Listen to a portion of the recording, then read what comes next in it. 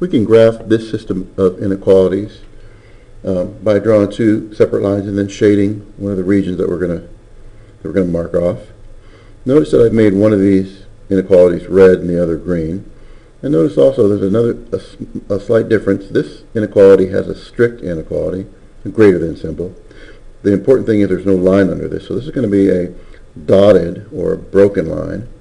The blue inequality, though, is not a strict inequality, it has a line under it, so this one will be solid and dashed. Also, this inequality, since it's in slope-intercept form, we're going to just be able to shade above the line because it's a greater than symbol. And this one we're going to shade below the line. So I'm going to just make a note of that. We'll write it down. For this red line, we're going to shade above the line because it's greater than. And I'm also going to make a note that it's going to be a dashed line. Dashed or broken. But the blue one, this is a less than symbol, so we're going to shade below this line after we've graphed it, below it. And it's not a strict inequality, so we're going to have to draw a solid line. Solid line. Let's work with the red one first. Our intercept is positive 3. That's our y-intercept. So it'll cross our y-axis here at 3 on the y-axis. Our slope is positive. It's 1/2, but it's positive, so it's going to slope upward. Specifically, it's going to go up 1 and over 2. Up 1 and over 2. And I'll do this a few times. 1 and over 2.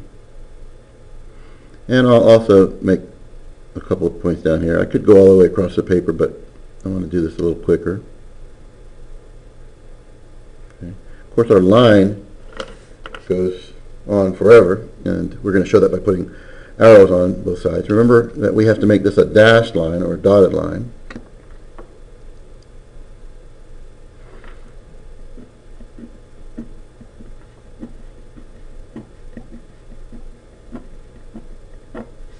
Something like that.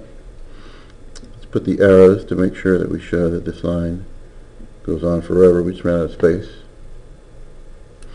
Now let's graph the blue inequality. It has an intercept of -1, a y-intercept of -1, so we want to plot -1 on the y-axis in blue.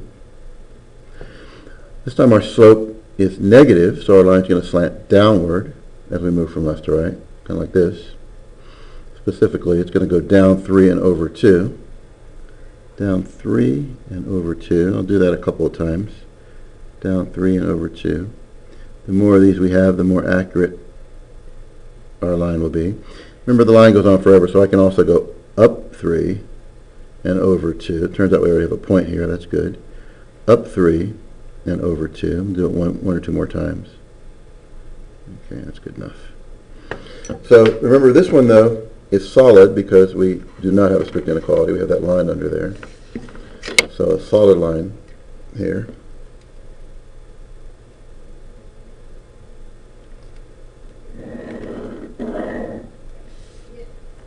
Remember to put your arrows here to show that the line goes on forever. Now we have to figure out where to shade. I'm going to label these 4 regions. Our red and our blue line divide up our grid into 4 regions. I'm going to call this region A. I'm going to call this region B. I'll call this region C and this D. So let's first take a look at the regions that are above the dashed line. Here's the dashed line. Aren't these 2 regions, A and D, above the red dashed line? I'm going to write those off to the side. So our region that we're going to shade is either going to be A or D, because both of these are above the red line. Either A or D. But now let's take a look at the other criteria. We have to be below the solid blue line. Below the solid. Aren't the 2 regions that are below this blue line D and C, or C and D? So there are 2 regions that fulfill the first criteria, A and D. And there are two regions that fulfill the second criteria, the second inequality, C and D. But there's only one region that fulfills both criteria, and that's region D. Region D is the only region that is above the red line, right? That's what we've said here, and below the solid blue line. Here's the blue line, and everything over here is below it. So only region D is going to be what we want to shade in here.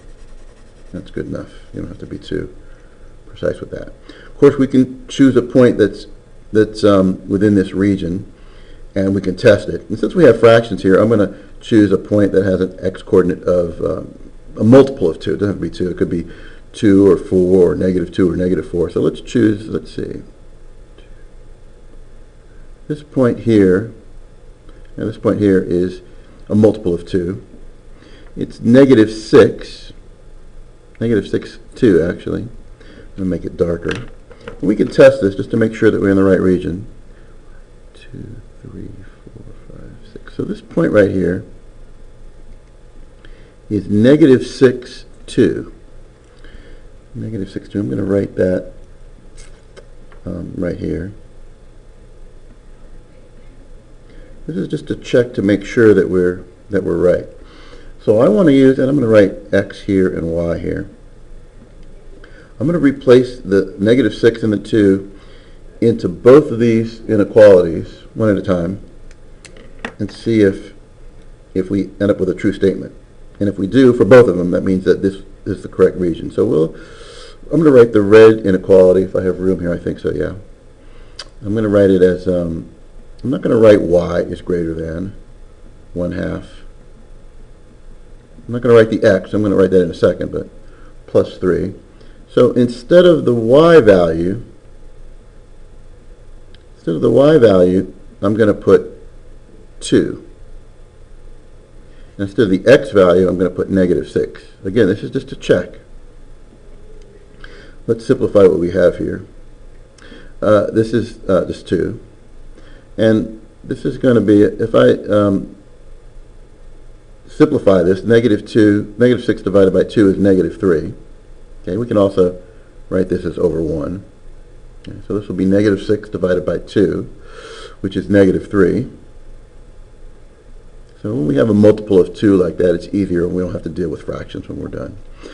Plus 3. Of course, -3 plus 3 is 0. So what we have here is 2 is greater than 0. That's clearly true. I'm going to put a little check mark there.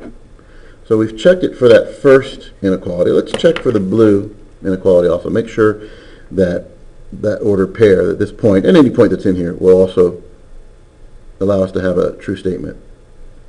So I'm going to write that blue inequality. I'm not going to write the y is less than or equal to, I'll write it but on top, less than or equal to -3/2 times x. I'm going to put the number in for x in just a minute. -1. So I'm going to put in for y, again, a 2. And for x, I'm going to put -6/1, just so that we can see how that works. This is 2, of course.